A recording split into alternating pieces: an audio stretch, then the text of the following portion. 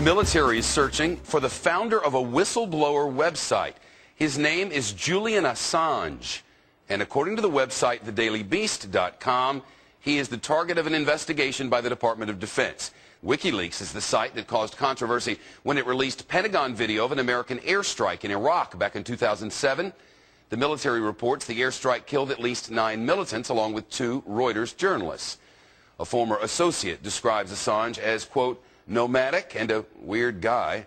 Well, weird or no, is there a hunt really for the founder of WikiLeaks? What about that $1 trillion mineral find in Afghanistan? And then there's the sale of Blackwater. A whole lot of stories to catch up on with our next guest, Jeremy Scahill, contributor and blogger at The Nation magazine, as well as the author of the book Blackwater. Jeremy, welcome back. Thanks.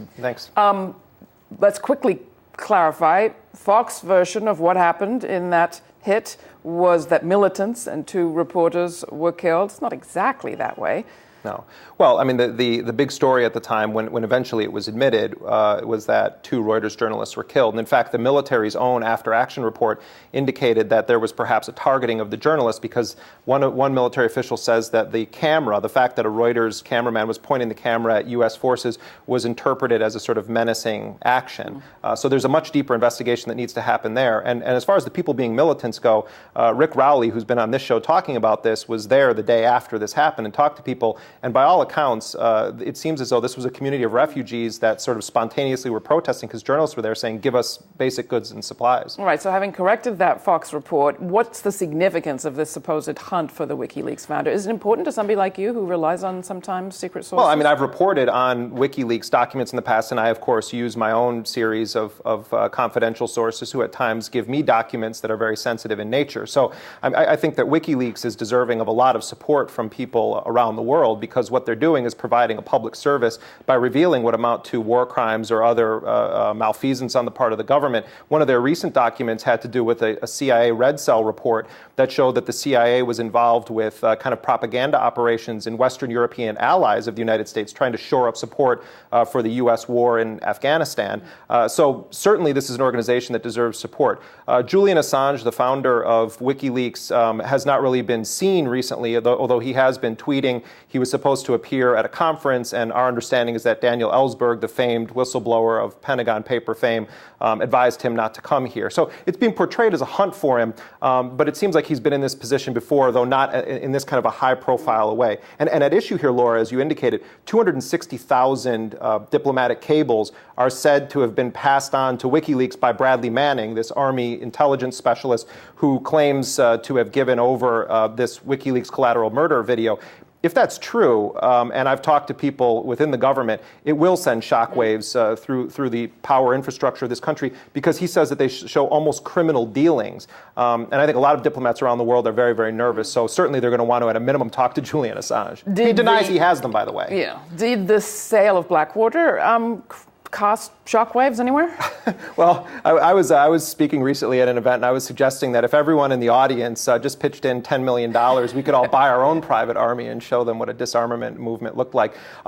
It's only caused shockwaves in the sense that Blackwater has been involved with some of the most sensitive, lethal action on behalf of both the Bush and Obama administrations, and they have divisions of the company that are highly classified in terms of their operations. One division of it called XPG Select, which does a lot of their so-called OGA work, other government agencies, CIA, JSOC. What's going to happen to those operations? That's what's unclear right now. If I were to call it right now, I would say that Eric Prince is trying to sell it very quickly. There are rumors that he may be the target of an investigation. 5 of his top deputies were recently indicted on felony conspiracy charges involving arms smuggling and lying to federal agents. So if you're on the market for a private army, you probably could buy cheap and buy fast if you're interested. All right, well, we'll think about that. What about the story that you've been following very closely about Bagram and the role it's coming to play? Is it, as some are saying, Obama's Guantanamo? Right. Well, let's remember that the Bagram prison has been in play almost from the beginning of the U.S. Occupation and invasion of Afghanistan.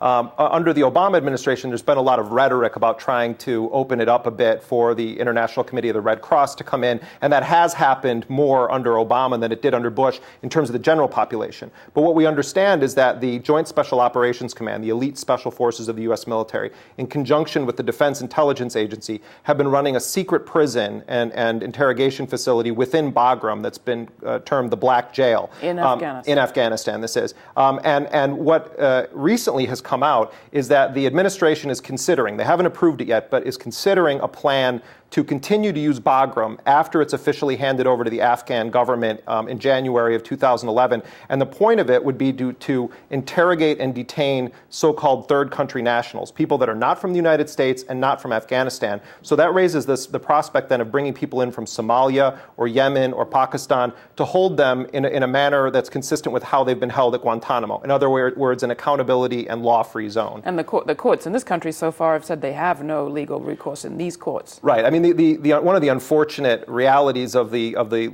legal situation right now in the United States is that almost down to the letter, the courts have thrown out or ruled against cases brought by people that are imprisoned unlawfully in the view of their lawyers, denied them habeas corpus, denied them access to U.S. courts, and it's become a political issue. I mean, you see how the Republicans drove this home and actually got President Obama to back off of earlier commitments to trying these individuals in civilian courts, and it really boiled down to politics, not national security, because everyone who knows anything about this knows that the legal system in the United States is perfectly capable of handling terrorism trials. It's happened throughout history. Timothy McVeigh, Sheikh Omar Abdul Rahman. Talk about politics for a minute. Is it politics, perhaps, that put this lead story on the front page of the New York Times, as we're speaking, about the discovery of $1 trillion worth of potential mineral wealth in Afghanistan? Well, both the U.S. and the Soviet Union have known for decades that Afghanistan was tremendously flush with mineral resources. I don't know that the level of $1 trillion, as we read today in the New York Times, has necessarily been the number on the table. It's an incredible number. What I found fascinating about this is that you can go back years. In fact, in the Times piece, they say that these are documents dating back to the Soviet occupation that initially led U.S. geologists and others to this quote-unquote discovery of the minerals. What I find fascinating, though, is that the Times chooses to get a quote from that expert in geological resources, General David Petraeus, who, of course, is very close to Dick Cheney. There's been rumors that Cheney wants him to run for president someday. It just shows that the United States military is deeply involved with the issue of natural resources in Afghanistan. It's going to provide a lot of fuel for people who said from the beginning it was always about natural resources in Afghanistan as well. And there's been a lot of pushback on that. This adds credence to that view that Afghanistan, like Iraq, also has as a centerpiece natural resources that the U.S. wants to control in some way, or to have a reason to say Afghanistan can pay for its own reconstruction going forward, the way Wolfowitz and others said about Iraq and oil.